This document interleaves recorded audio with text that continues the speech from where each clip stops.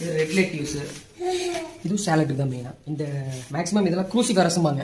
இந்த க்ரூசிஃபரஸ் எல்லாமே வந்து சேலடு, சாண்ட்விட்ஜு, பர்கர் இந்த மாதிரி இதுக்கெல்லாம் ராவாக யூஸ் பண்ணால் தான் உங்களுக்கு டேஸ்ட்டும் தெரியும், நல்லாவும் இருக்கும்.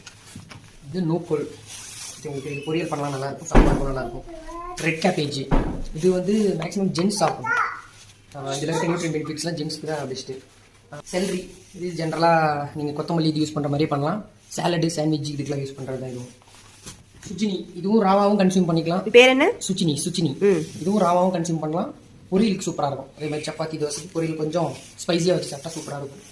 இது கேல், இதுவும் பொரியலுக்கு நல்லாயிருக்கும். சாண்ட்விச் இந்த மாதிரி இதுக்கு யூஸ் பண்ணுறாங்க. இது ரெட் லெட்யூஸ் நம்ம சொன்னது. இது நார்மல் லெட்யூஸ். நார்மல் லெட்யூஸ் பார்த்தீங்க அப்படின்னா இதை நீங்கள் கிராஸாக கட் பண்ணி நூல் மாதிரி போட்டு கேர்டு கூட மிக்ஸ் பண்ணி ஒரு சைடிஷாக வச்சுக்கலாம். சூப்பராக இருக்கும். கேர்டு கூட மிக்ஸ் பண்ணி சாப்பிட்டிங்கன்னா சைடிஷ்க்கு சூப்பராக இருக்கும் இது டேஸ்ட்டு.